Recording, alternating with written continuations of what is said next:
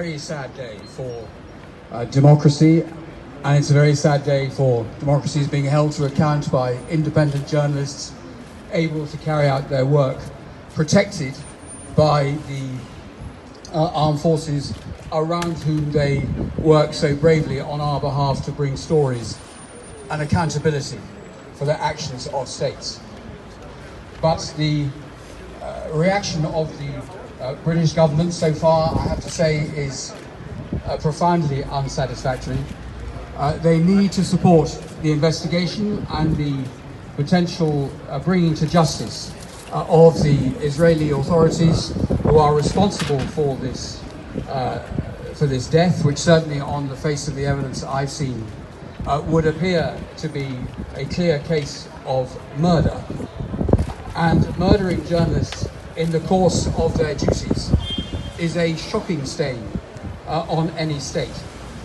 And the initial obfuscation by the state of Israel is incredibly disappointing from a fellow democracy, a state that should pride itself on the accountability of its institutions, not least its armed forces.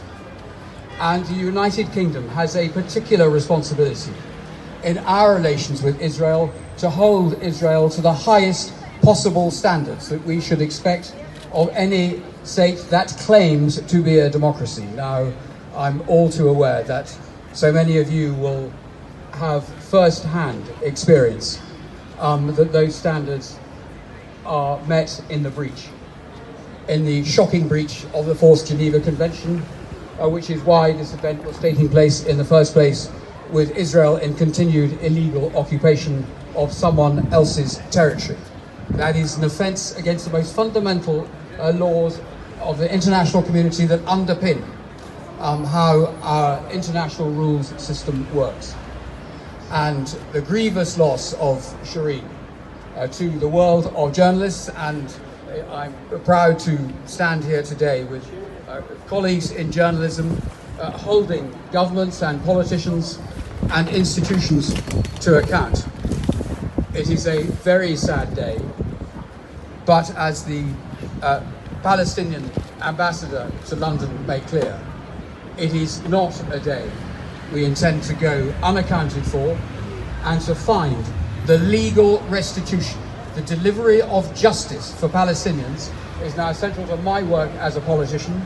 It takes place outside the House of Commons, because trying to make a case for Palestine inside the House of Commons has now become an almost pointless exercise.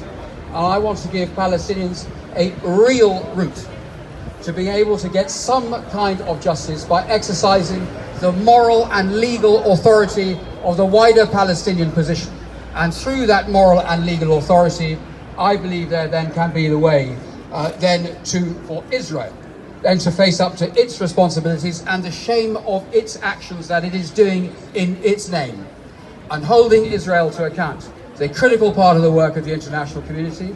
It's a central part of the work of the centre I have founded with Tayyip Ali, and we will continue to do it on behalf of you all, and we will continue to do it on behalf of the international journalists whose case we are proud to present to the ICC following events in Gaza just 2 years ago. This is another wretched day in the history of journalism, a wretched day in the history of Israel and Palestine.